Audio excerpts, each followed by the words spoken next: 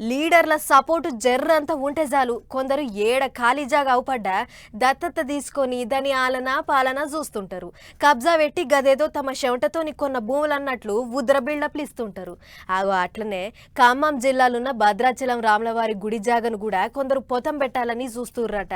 మరిగా పంచాదేంది, గుడి అధికారులు ఏమంటుర్రో ఒక్కసారి అట్లా పోయి అరుచుకొని వద్దాం పారే.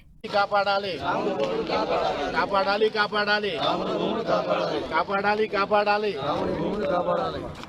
జై శ్రీరామ్ జై శ్రీరామ్ జై శ్రీరామ్ జై శ్రీరామ్. అయ్యో రామయ్య, ఎంత కష్టం వచ్చే. ఆఖరికి నీ భూములు కూడా పొతం పెట్టాలని చూసిర్రంటే ఇంతకంటే దరిద్రపు కొట్టుకాళ్ళు ఇంకెక్కడన్నా ఉంటారా అని అక్కడోళ్ళు గరమైతుర్రు.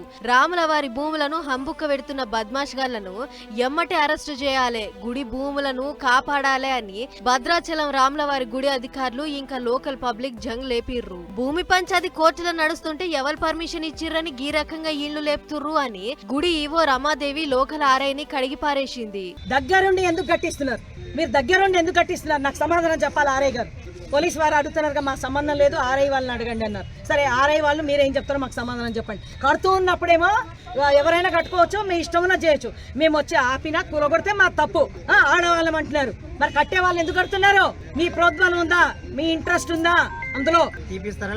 మీరు తీపిస్తారా? మేము తీసుకోవాలా? మీరు తీపిస్తారా? మీరు తీసేస్తారా? మీరు తీస్తారా తీయరా చెప్పండి నాకు. ఆర్ఐ గారు, you are belongs to revenue department. నేను రెవెన్యూ డిపార్ట్మెంట్ నుంచి వచ్చిన చాతగాని వాళ్ళలాగా ఉండకూడదండి.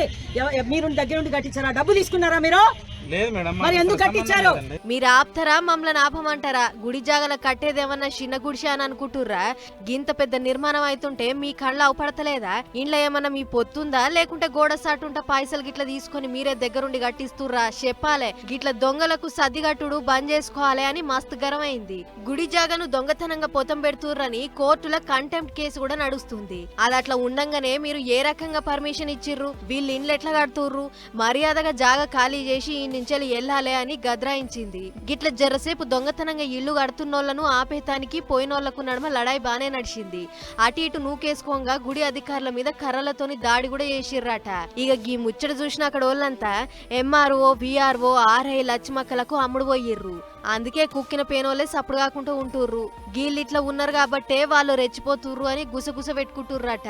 అయ్యా ముఖ్యమంత్రి గారు, ఎన్ని మాటల ఫిర్యాదులు చేసినా పోలీసు వాళ్ళైతే అస్సలు పట్టించుకుంటలేరు. మరి రాముల వారి భూములు కబ్జా రాయల శరల జిక్కక ముందే ఏదోటి చేయుర్రి, గుడి భూములను కాపాడుకోర్రి సారు అని కోరుకుంటుర్రు గీ ముచ్చట చూసిన రాముని భక్తులు. మరి చూడాలే సర్కారు ఏం చేస్తుందో.